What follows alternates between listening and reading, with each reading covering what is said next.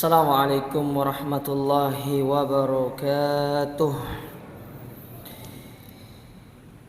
Innal hamdalillah nahmaduhu wa nasta'inuhu wa nastaghfiruh wa na'udzu billahi min shururi anfusina wa min sayyiati a'malina. Man yahdihillahu fala mudilla lahu wa man yudlil fala hadiya lahu. واشهد ان لا اله الا الله وحده لا شريك له واشهد ان محمدا عبده ورسوله اما بعد فان اصدق الحديث كتاب الله وخير الهدى هدى محمد صلى الله عليه وعلى اله وسلم وشر الامور محدثاتها فان كل محدثه بدعه وكل بدعه ضلاله wa kulla dhalalatin finnar. Ma'asyiral muslimin, ikhwani fillah, para jamaah yang semoga senantiasa dirahmati Allah. Alhamdulillah, kembali kita bersyukur kepada Allah Azza wa Jalla atas segala kenikmatan yang Allah berikan kepada kita di kesempatan yang berbahagia ini. Karena dengan nikmat tersebut Allah kembali mempertemukan kita di dalam majlis yang mulia ini, di dalam kajian kita dari kitab Al-Isbah fi bayani manhajis salaf fi tarbiyati wal islah yang ditulis oleh Fadilatul Syekh Abdullah ibn Saleh Al-Ubailan hafizahullahu ta'ala, dan diberikan takdim atau pengantar oleh Syekh Saleh Fauzan hafizahullahu ta'ala. Baik, kita masih pada kaidah yang kedua, yaitu sumber daripada syariat, kemudian dakwah, ibadah, yaitu dari Al-Quran dan sunnah yang sahihah berdasarkan pemahaman salafus saleh. Kita akan mengulang sedikit apa yang dibawakan di sini oleh penulis, di mana penulis membawakan sebuah pertanyaan. Dikatakan di sini hunaqal, dikatakan ad-da'watu wal ibadatu rabatan li tariqid da'wati bil kitabi was sunnah was sahihil athar. Dakwah dan ibadah itu harus diikat dengan apa yang telah dijelaskan di dalam Al-Quran dan sunnah serta asar yang sahih. Ma ta'likukum ya samahatas syekh, apa pendapatmu tentang pernyataan ini? Nah, ini pertanyaan yang ditanyakan kepada Syekh Saleh Fauzan. Ya, apa nasihat antum atau taklik, apa penjelasan antum? Taklik itu biasanya catatan kakinya gitu loh, atau penjabarannya dari pernyataan ini. Tapi dikatakan di sini, qala samahatus syekh, berkata Syekh Saleh Fauzan, qauluhu ta'ala, Allah Ta'ala berfirman dalam surat At-Taubah pada ayat yang ke-100.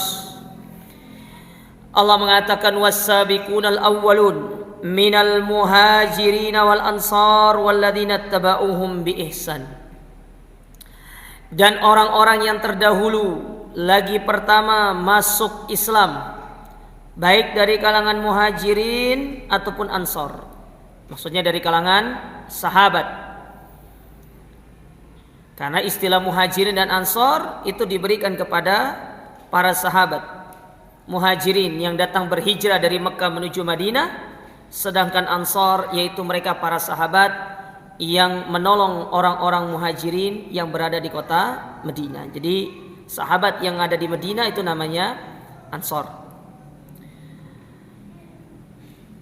Walladzina tabauhum bi ihsan, dan orang-orang yang mengikuti mereka dengan baik. Taib. Kemudian kata beliau, hadza yadullu ala ittiba'i manhajis salaf minas sahaba wat tabi'in wa man sara ala nahjihim. Ayat ini adalah ayat yang menjelaskan tentang wajibnya kita, wajib Pak, bukan sunnah loh ini ya. Wajib, fardu ain. Ya. Untuk kita mengikuti metode salaf, baik dari kalangan sahabat, tabi'in, dan juga orang-orang yang berjalan di atas manhaj mereka. Jadi wajib kita mengikuti cara mereka di dalam kita beragama.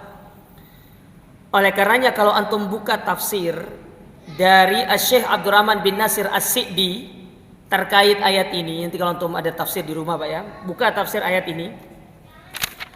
Beliau menjelaskan kepada kita tentang bagaimana bentuk kita mengikuti para sahabat dan orang-orang setelah mereka dengan baik. Ya, saya bacakan aja di sini ya. Nanti antum takkid di rumah ya. Antum lihat di rumah bagaimana penjelasannya. Saya bacakan di sini yang dari bahasa Arabnya dulu ya. Surat At-Taubah surat yang ke-9. Nah, kata Syekh Abdurrahman bin Nasir As-Sa'di, beliau mengatakan begini.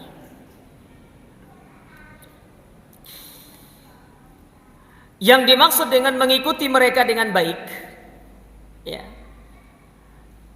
yaitu bil i'tiqadat. Yang pertama, kita mengikuti para sahabat dan para salaf itu dalam masalah akidah. Ini satu. Poin yang pertama disebutkan oleh beliau. Makanya orang-orang yang mengaku mengikuti para sahabat dan orang-orang soleh terdahulu, yang pertama kali yang antum harus lihat sebagai barometer apakah mereka mengikuti dalam masalah akidah. Satu contoh poin.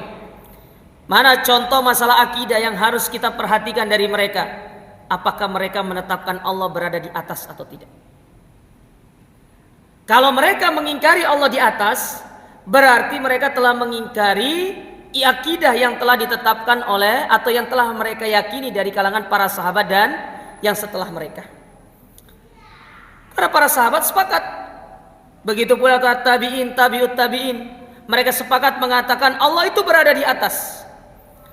Nah, ketika kita menyimpang satu saja dari apa yang mereka yakini, yaitu para sahabat dan yang setelah mereka, kita mengingkari satu saja dari apa yang mereka yakini, maka kita belum pantas dikatakan sebagai walladzina taba'uhum bi ihsan, yaitu mengikuti mereka dengan baik. Karena ada perkara yang kita selisihi dari mereka.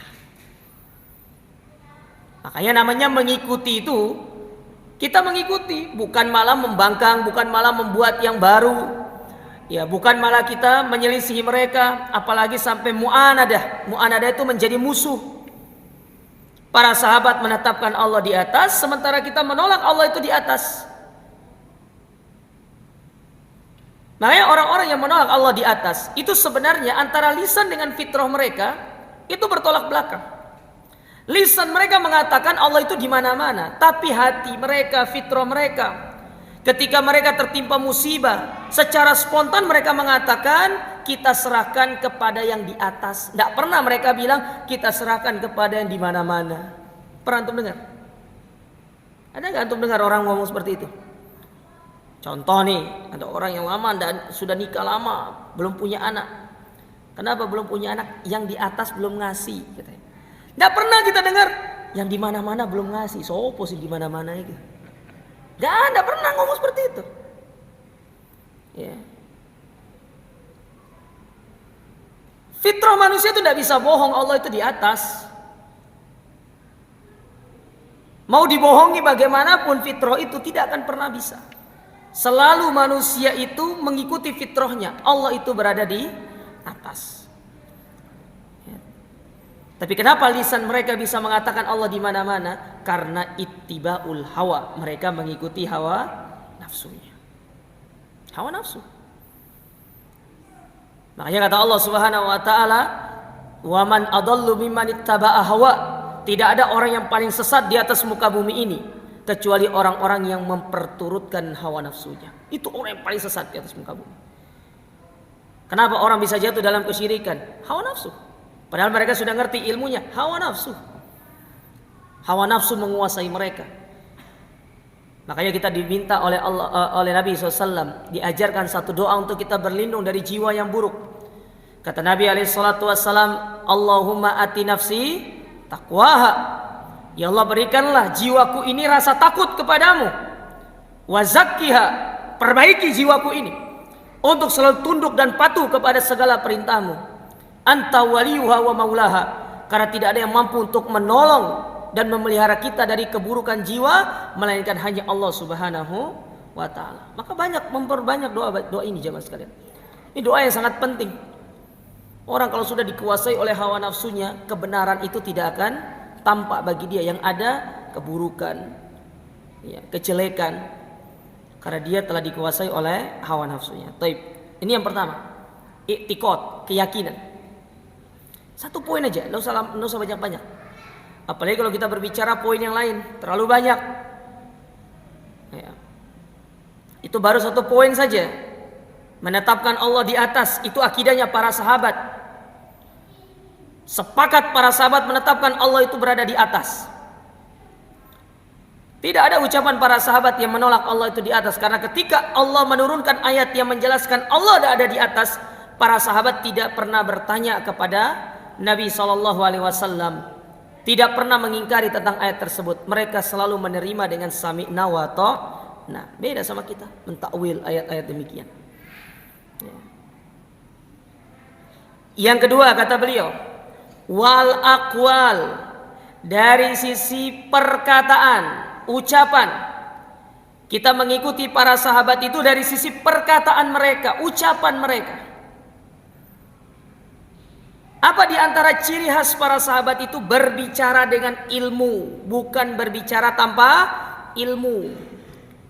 Satu contoh, Abdullah ibnu Umar, beliau itu tidak akan pernah meriwayatkan hadis kalau beliau itu masih ragu-ragu tentang hadis itu. Entah beliau ragu dengan komanya, entah beliau ragu dengan harokatnya, entah beliau ragu dengan hurufnya, sampai beliau itu menghafal semua hadis itu dari A sampai Z hadis itu, sak hurufnya, sak katanya seperti apa, baru beliau akan meriwayatkan hadis tersebut. Itu para sahabat. Beda sama kita. Ya. Kita kadang-kadang berbicara tanpa ilmu, apalagi kalau sudah debat, sudah kalah hujjah, bukan lagi mencari kebenaran, tapi pasti mencari pembenaran. Makanya jauh-jauh hari Nabi SAW melarang kita untuk debat. Nabi mengatakan, ana zaimun bibaitin fi rabadil jannah liman tarakal mira wa in kana muhiqqan. Aku jaminkan surga bagi orang-orang yang meninggalkan yang namanya debat. Di ujung surga, meskipun posisi dia ketika debat itu dia adalah yang benar, tapi dia tinggalkan debat, tidak mau debat, karena bagi dia tidak ada manfaatnya debat itu. Ya. Maka coba lihat firman Allah Subhanahu wa taala dalam ayat yang lain. Allah mengatakan kepada kita terkait larangan kita duduk dengan pengikut hawa nafsu dengan alasan satu, supaya kita tidak terjatuh ke dalam perdebatan. Ya. Kata Allah Ta'ala dalam surat Al-A'raf, surat Al-A'raf,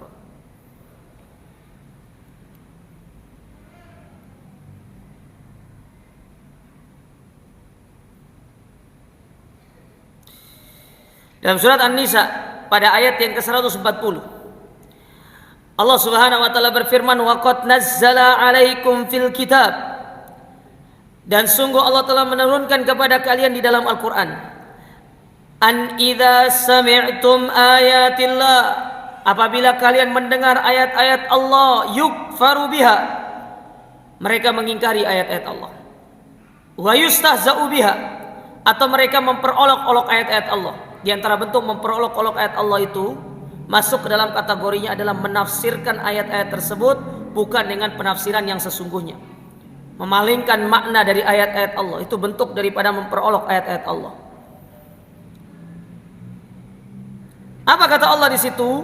Fala taqudu ma'ahum, jangan duduk, jangan bermajlis bersama mereka, hatta yahudu fi haditsin ghairih, sampai mereka itu merubah topik pembicaraan mereka. Jangan duduk bersama mereka, jauhi, tinggalkan majelis mereka. Ustaz, ikut teman saya, meskipun teman antum. Kalau dia mengajak kita kepada kesesatan, apalagi nanti kita duduk bersama mereka akan berpotensi terjadinya debat, jangan duduk bersama mereka. Tinggalkan. Ya. Makanya Allah Ta'ala mengatakan kepada kita, wa ma 'alaika illal balagh. Tugasnya itu hanya menyampaikan. Tidak perlu kita mendebat. Agama Islam ini agama yang benar. Manhaj salaf adalah manhaj yang benar. Antum sampaikan, antum ajarkan kepada orang, tidak perlu antum berdebat. Ya, kebaikan itu cukup disampaikan. Karena dikhawatirkan kalau kita debat pasti jatuh ke dalam debat kusir. Jarang orang tidak jatuh dalam debat kusir, apalagi kita sebagai penuntut ilmu yang belum memiliki ilmu yang mumpuni. Dikhawatirkan lawan kita ternyata lebih mumpuni keilmuannya dari sisi syubhatnya. Yang terjadi nanti bisa jadi kita mengikuti syubhat mereka, dan ini lebih parah. Lebih parah maksudnya. Taib. Ya.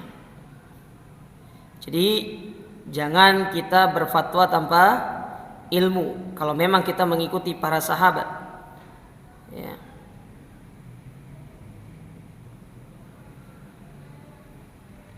Kemudian yang ketiga kata Syekh, yaitu wal a'mal. Begitu pula amalan. Kita mengikuti amalan yang telah dicontohkan oleh Nabi SAW dan para sahabat mengikuti hal tersebut. Mereka tidak mungkin beramal kalau bukan diajarkan oleh Nabi. Ya.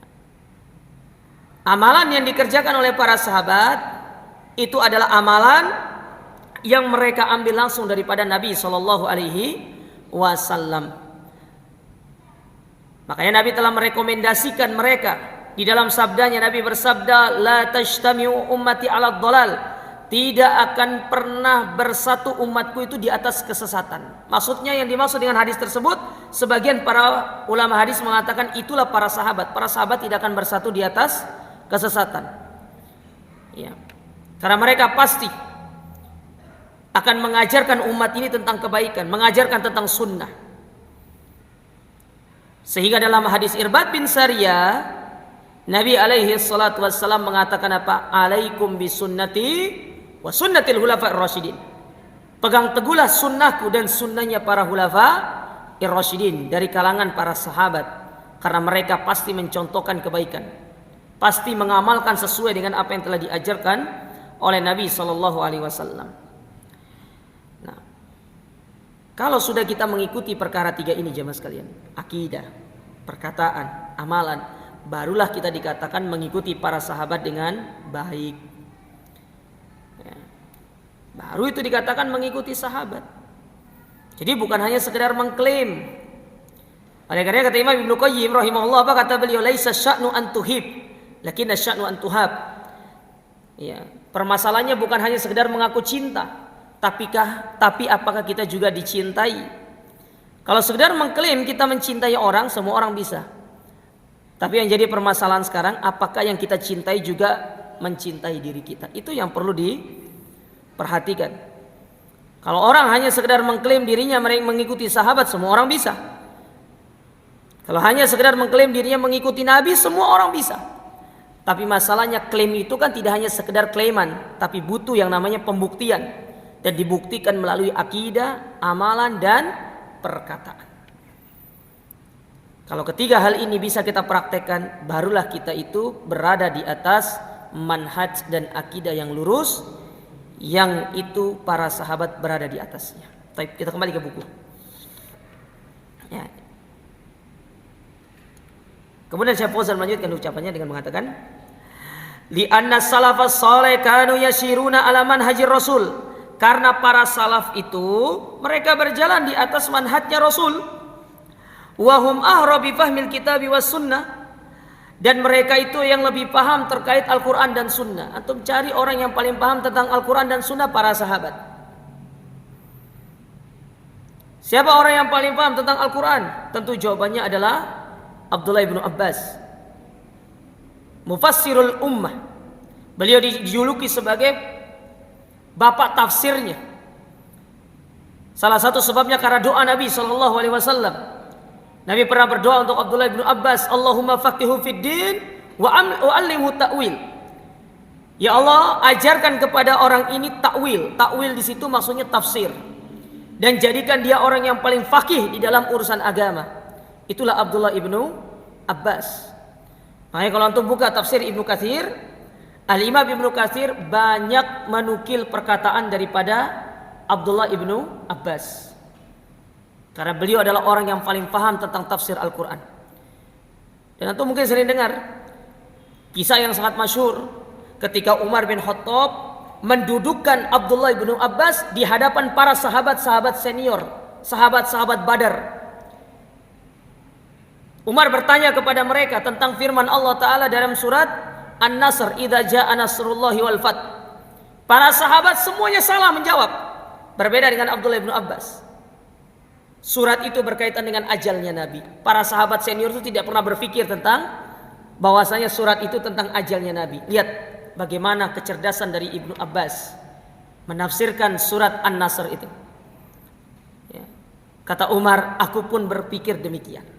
Apa yang difikirkan oleh Abdullah ibnu Abbas. Dan memang nyata benar.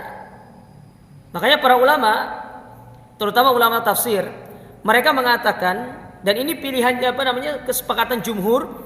Jumhur ulama mengatakan surat terakhir yang turun dari Al-Quranul Karim itu adalah surat An-Nasr. Antum harus bedakan ya. Surat yang terakhir turun itu surat An-Nasr. Tapi kalau ayat yang terakhir turun yaitu surat Al-Maidah ayat 3. Antum harus bedakan ini. Ya, saya ulangi.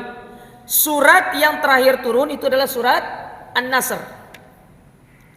Tapi kalau ayat yang terakhir turun yaitu surat ayat Al-Maidah ayat yang ketiga.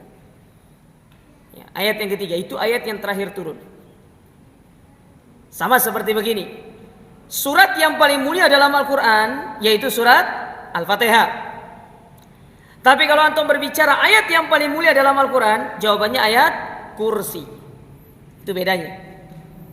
Bedakan antara ayat dengan surat. Ya. Surat yang terakhir turun, surat An-Nasr. Sedangkan ayat yang terakhir turun, yaitu surat Al-Maidah ayat 3. Ya. Dan benar. Ya. Kan setelah Fathul Mekah, Nabi balik ke Madinah, kemudian setelah itu Nabi melakukan haji. Betul kan? Melakukan haji. Setelah Nabi haji di Padang Arafah, Allah menurunkan surat Al-Maidah ayat 3. Sepulang Nabi haji apa yang terjadi? Nabi sakit. Nabi sakit. Selang beberapa saat Nabi meninggal dunia. Mulai dari saat itu para sahabat-sahabat senior itu tidak pernah memprotes Abdullah ibnu Abbas kalau duduk bersama mereka dalam majelis syuro. Karena melihat kemampuan dari Abdullah ibnu Abbas.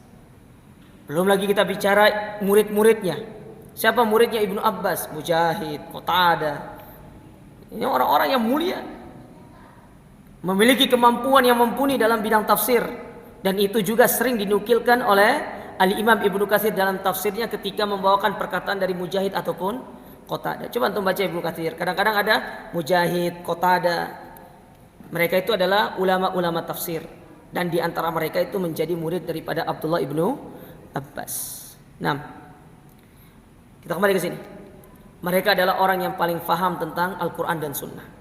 Tidak ada yang paling paham tentang Al-Quran dan Sunnah kecuali para sahabat. Ya. Wa aqrabu ila shawab. Mereka adalah orang yang paling dekat kepada kebenaran. Wa ab'adu anit takalluf. Orang yang paling jauh dari yang namanya berlebih-lebihan. Wa auraqu minal mukhalafah. Dan orang yang paling menjaga dirinya dari penyimpangan. Kanu harisina jiddan ala ittiba'il kitabi was sunnah. Mereka adalah orang yang paling semangat di dalam mengikuti Al-Quran dan Sunnah. Walihada asna alaihimullahu jalla wa ala. Wa asna ala alladhina taba'uhum bi ihsan. Kama dzakarna. Maka pantaslah Allah itu memuji mereka di dalam Al-Quran. Antum lihat, banyak ayat-ayat di dalam Al-Quran itu memuji para sahabat. Ya. Tidak hanya ketika mereka sudah lahir, tidak hanya mereka itu ketika sudah menemani Nabi SAW, bahkan sebelum mereka lahir, Allah itu sudah memuji para sahabat di dalam kitab Taurat dan Injil. Dalam surat Al-Fatah pada ayat yang terakhir. Surat Al-Fatah ayat yang terakhir, kata Allah Subhanahu wa taala, Muhammadun Rasulullah. Muhammad itu adalah utusan Allah. Walladzina ma'ahu, dan orang-orang yang bersama beliau. Pertanyaan saya, siapa yang bersama beliau? Sahabat. Yang bersama Nabi sahabat. Apa kata Allah setelahnya menyebutkan sifatnya? Asyidda'u 'alal kufar, ruhama'u bainahum. Mereka keras kepada orang-orang kafir dan berlemah lembut kepada sesama kaum muslimin. Tarahum rukka'a sujjada yabtaguna fadlan minallahi wa ridwana. Engkau melihat mereka sujud, ruku dalam rangka untuk mencari keridhaan Allah Subhanahu wa taala. Simahum fi wujuhihim min atharis sujud, yang mana tampak pada wajah-wajah mereka bekas sujud itu. Lalu apa kata Allah setelah itu? Dzalika mathaluhum fit Taurat wa mathaluhum fil Injil. Demikianlah ciri ini, ciri yang saya sebutkan barusan ini disebutkan oleh Allah di dalam Taurat dan Injil. Bayangkan, sebelum mereka lahir Allah sudah memuji para sahabat. Kita Pak, sebelum lahir siapa yang puji kita? Kita tidak ngerti, kita mau lahir juga. Ya. Para sahabat sebelum mereka lahir mereka sudah dipuji sama Allah. Dipuji di dalam Taurat dan Injil, disebutkan sifat-sifatnya. Bagaimana sifat-sifat mereka disebutkan oleh Allah Ta'ala. Maka pantaslah mereka itu dikatakan sebagai khairul ummah, sebaik-baik umat Islam, sebaik-baik umat manusia. Bukan hanya umat Islam, tapi para sahabat adalah generasi terbaik setelah para nabi dan rasul. Sepakat para ulama, generasi terbaik setelah para nabi dan rasul yaitu para sahabat. Manusia terbaik setelah para nabi dan rasul yaitu Abu Bakar As-Siddiq radhiyallahu taala anhu, dan itu berasal dari kalangan para sahabat. Ya. Nah, sudah pantas kita mengikuti mereka. Ya. Ngapain kita cari teladan yang lain? Ya. Terlalu banyak ayat di dalam Al-Quran, Pak, para jamaah sekalian, yang menjelaskan bagaimana Allah memuji para sahabat. Salah satunya ini. Ya. Begitu pula tadi surat At-Taubah ayat 100. Belum lagi antum berbicara surat Ali Imran ayat 110. Kuntum khaira ummatin ukhrijat linnas. Itu ayat berkaitan dengan sahabat. Cuma banyak di antara kaum muslimin yang salah memahami ayat itu. Mentang-mentang Allah mengatakan di situ kuntum khaira ummatin ukhrijat linnas, kalian sebaik-baik umat yang dikeluarkan. Dikira maksudnya dikeluarkan di sini adalah khuruj. 3 hari, 4 hari, 5 hari. Terus berapa?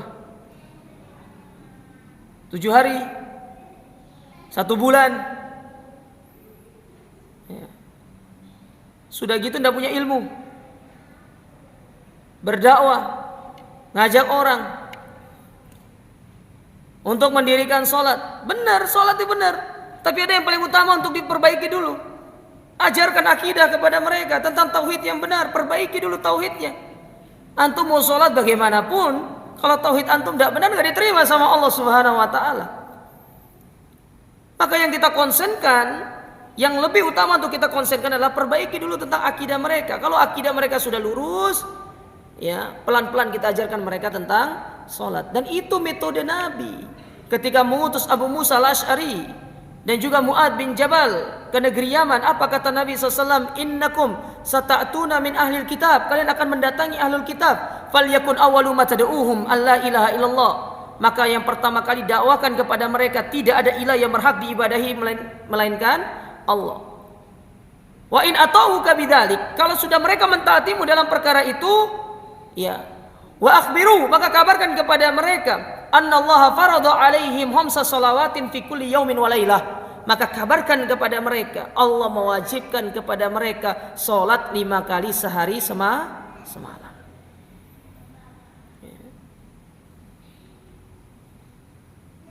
Nah, ini tidak dipahami oleh mereka. Dan banyak kejahilan yang muncul dari mereka. Mengajak manusia berdakwah tanpa ilmu. Sementara kita tahu bahwasanya syarat orang harus berdakwah itu harus memiliki ilmu. Antum baca bukunya Syekh Utsaimin para jamaah sekalian. Sudah diterjemahkan buku saku. Namanya Bekal bagi Setiap Muslim dalam Dia Berdakwah. Buku saku. Buku saku tipis. Kalau bahasa Arabnya itu Zadud Da'iya ilallah. Bekal seorang dai sebelum dia berdakwah ke jalan Allah. Antum baca buku itu.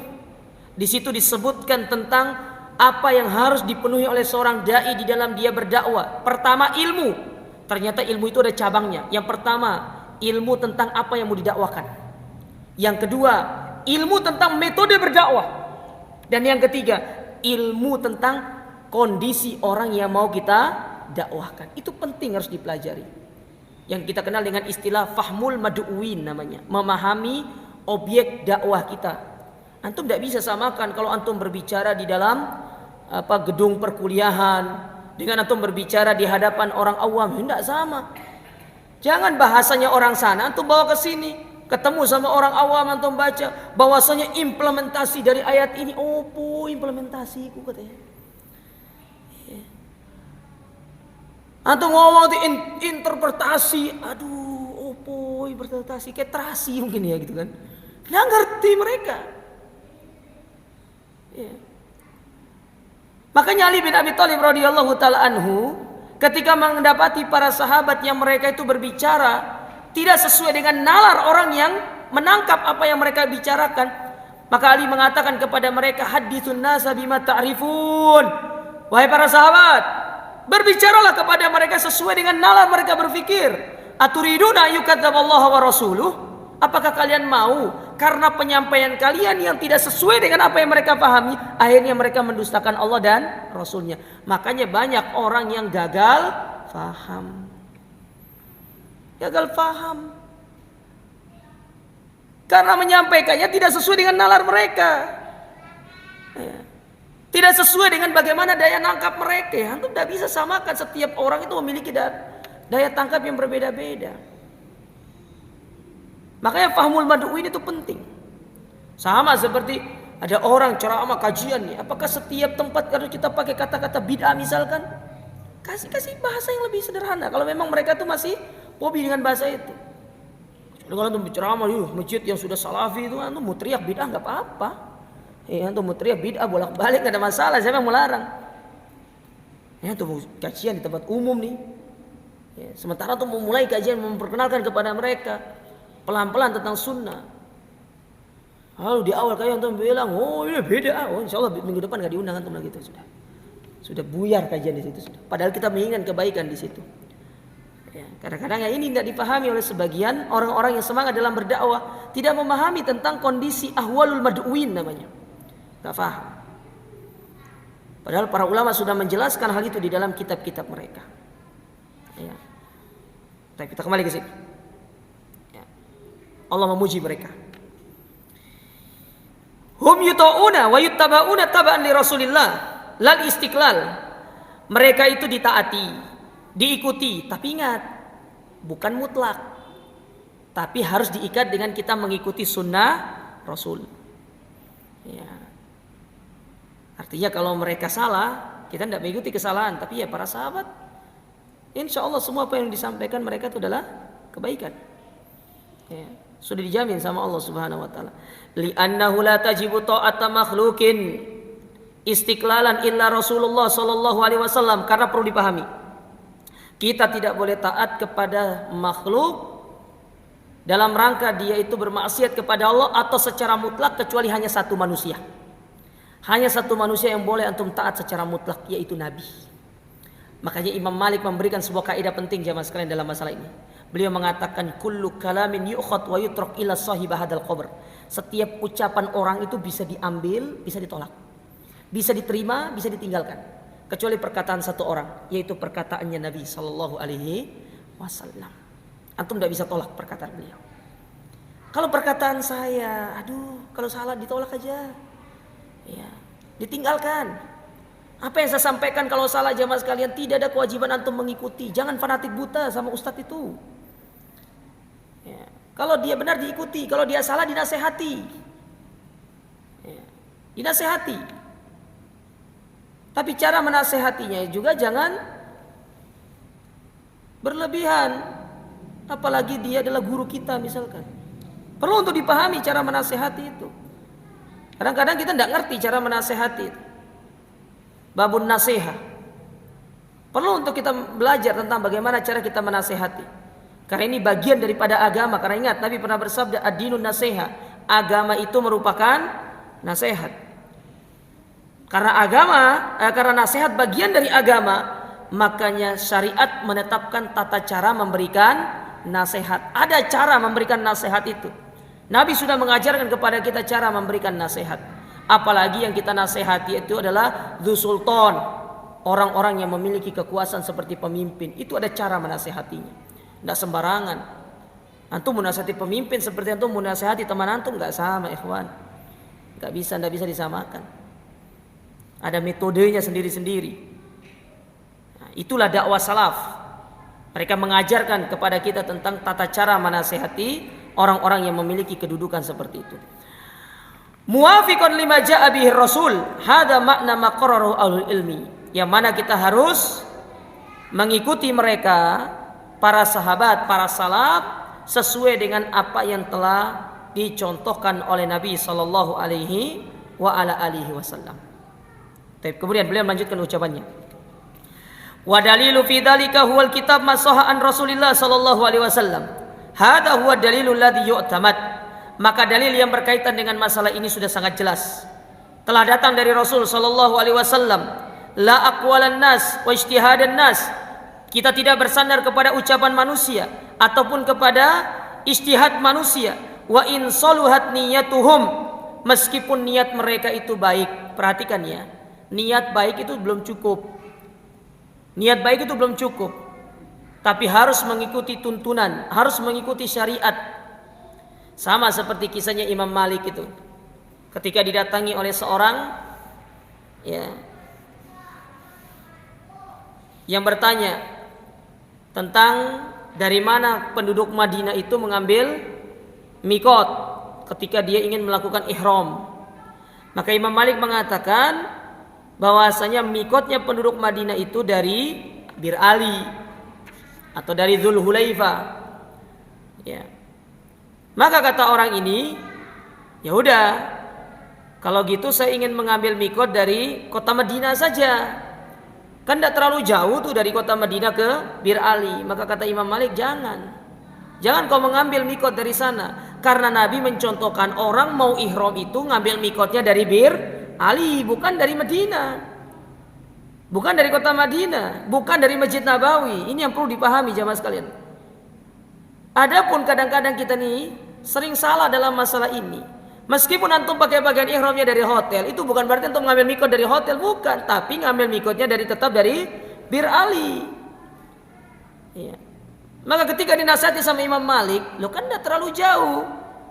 Ya, kata orang ini, maka kata Imam Malik, jangan, karena sunnahnya itu sesuai dengan apa yang telah dicontohkan oleh Nabi SAW. Jangan engkau melewati, jangan engkau mengurangi. Sudah, pas sudah. Tetap di situ. Gak usah aneh-aneh. Ya. Sama seperti orang disuruh untuk bayar zakat 3 kilo, tapi dia bayarnya, saya mau bayar 10 kilo, karena kan saya mampu, bukan masalah mampunya. Jangankan 10 kilo, antum mau bayar 1 ton, insya Allah mampu antum bayar zakat 1 ton itu. Cuma masalahnya bukan masalah nominal antum mampu atau tidak, tapi masalahnya sekarang itu adalah ittiba, mengikuti sunnah. Bukan hanya sekedar niat baik, Pak. Karena kalau kita hanya berstandarisasikan kepada niat baik, baiknya niat orang itu berbeda-beda, tidak sama. Ya, menurut antum, bukan menurut si A, kalau sholat subuh itu baiknya 4 rakaat biar lebih mantep. Menurut si B, kenapa enggak sekalian 6 rakaat? Ya menurut si C, kenapa enggak 1 rakaat saja biar lebih enak gitu kan? Menurut orang itu baik itu bermacam-macam, enggak sama. Makanya diikat dengan syariat, diikat dengan contoh, diikat dengan sunnah, supaya niat baik itu tidak menjadi sebuah hal yang sifatnya liar, tapi diikat dengan sunnah Nabi sallallahu alaihi wasallam. Baik. Fa innahum idza waqa'u fi syai'in min khata' fa inna khata'ahum yutajannabu wa yukhadhu bis-shawab. Karena apabila kita dapati pada setiap manusia itu ada kesalahan, maka kesalahannya ditinggalkan. Kalau ada kebenaran, kebenaran itu diambil. Ya, kebenarannya diambil. Wahum ma'jurun, dan mereka insya Allah dapat pahala. Kama ja'a fil hadis, sebagaimana datang dalam sebuah hadis, Nabi SAW pernah bersabda, idza ijtahadal hakim fa asaba falahu ajran, wa in ijtahada fa akhta falahu ajrun wahid. Karena apabila seorang hakim dia mencoba untuk berijtihad, lalu dia benar dengan ijtihadnya, maka dia dapat 2 pahala. Kalau salah ijtihadnya, maka dia dapat 1 pahala. Dan kita sudah sebutkan pada pertemuan dulu bab kitab yang pertama, bagaimana kita menyikapi kesalahan para ulama. Mereka itu kalau salah dapat 1 pahala, kalau dia benar dapat 2 pahala. Kesalahannya kita tinggalkan, kalau mereka mengeluarkan kebenaran kita ikuti. Dan kebenaran itu harus diukur dengan Al-Quran dan Sunnah. Ditinggalkan kesalahannya, kalau bisa dinasehati. Ya. Dan tidak semerta-merta ketika para ulama itu salah kemudian kita mentahdir mereka, kita memboikot mereka, kita menghajar mereka. Tidak. Ya, mereka tetap ulama ahlus sunnah. Apalagi kalau kesalahan mereka itu hanya dalam masalah cabang, bukan masalah pokok. Kalau dalam masalah cabang, ini perbedaan pendapat. Tapi kalau dalam masalah pokok, di situ perlu untuk kita iqamatul hujjah, kita nasihati. Siapa tahu namanya mereka manusia bisa salah. Namanya orang itu Pak, bisa salah bisa benar. Kadang-kadang mungkin ketika dia menyampaikan hal tersebut dalam kondisi mungkin pikirannya banyak atau mungkin dalam kondisi tidak sehat, bisa jadi itu mempengaruhi ngelantur atau tidaknya dia menyampaikan hal tersebut. Kita tidak tahu kondisi orang, makanya kita harus iqamatul hujjah dulu. Ya. Ini yang perlu dibesarkan dalam diri kita masalah seperti ini. Ya, apalagi itu ulama ahlus sunnah. Lihat bagaimana para ulama ketika mensikapi penyimpangan yang terjadi pada Imam An-Nawawi misalkan. Penyimpangan yang terjadi pada Imam Al-Baihaqi, Al-Imam Ibnu Hajar, yang mana mereka menyimpang dalam masalah takwil sifat Allah Ta'ala. Maka para ulama mengatakan mereka salah dalam bab ini, tapi mereka tetap ulama ahlus sunnah. Karena dalam bab-bab yang lain mereka itu membenarkan dan membawa dalil-dalil yang sahih. Maka mereka tidak dikeluarkan dari ahlus sunnah. Nah ini karena perbedaannya, yang satunya tasyahudnya begini, yang satunya begini. Giliran temannya nggak begini dibilang kamu ahlul bidah kamu tuh. Ikhwan, ngeri orang-orangnya. Ya. Yang satunya itu sedekap selesai ruku, yang satunya tidak. Lalu yang ruku selesai ruku sedekap lalu dibid'ahkan sama yang lain. Oh, kamu bid'ah, neraka tempatmu itu. Sudah enggak usah bermuamalah dengan ahlul bidah gitu kan. Subhanallah. Ya. Kadang-kadang sifat ini tuh ada dalam kita para penuntut ilmu yang baru-baru menuntut ilmu.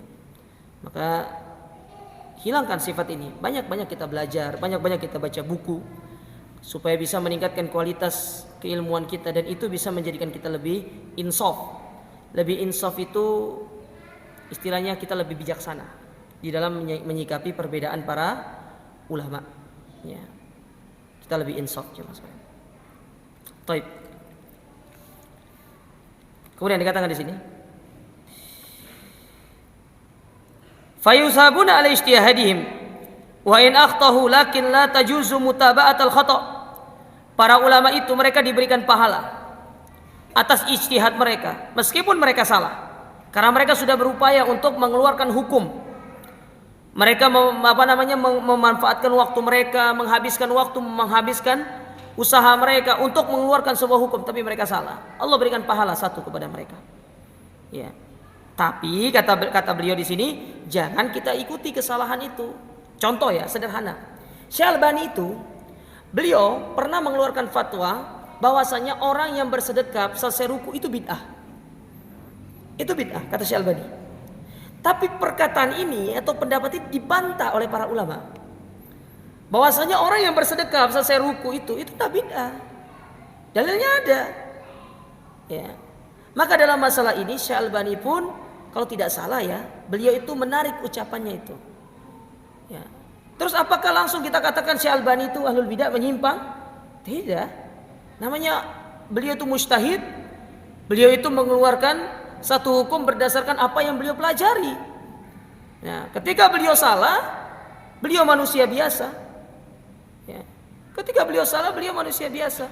Maka kesalahannya kita tinggalkan. Tapi secara umum Syekh Albani itu luar biasa. Beliau memiliki andil dan jasa yang besar terhadap kaum muslimin, terutama di dalam masalah ilmu hadis. Tidak ada orang di zaman sekarang yang keilmuannya setara dengan Syekh Albani rahimahullahu taala. Maka coba untuk lihat, banyak para ulama ketika menulis kitab-kitab lalu membawakan hadis, di situ selalu dibawakan was-sahahahu Albani. Hadis ini disahihkan oleh Syekh Albani. Ya. Di satu sisi beliau punya salah. Ya, ada kesalahannya. Tapi tidak menjadikan beliau akhirnya dikeluarkan dari, tidak. Oh, beliau adalah ulama luar biasa, ulama besar. Nah, itulah yang sering digunakan oleh ahlul bid'ah sebagai cara untuk menjatuhkan Syekh Albani. Banyak. Ahlul bid'ah itu banyak paling gak suka sama Syekh Albani itu. Salah satunya itu dipakai. Yang kedua, yang sering dipakai untuk menjatuhkan Syekh Albani. Syekh Albani itu katanya tidak punya guru. Itu contoh orang gak pernah baca sejarah. Lah bapaknya guru kok. Abinya Syekh Albani itu ulama. Ya guru pertamanya bapaknya itu. Beda sama kita, kan bapak kita bukan ulama. Kebanyakan kita bapaknya ngelama kan. Kalau Syekh Albani bapaknya ulama. Ya, jelas. Seperti bel ini jelas. Silakan azan dulu.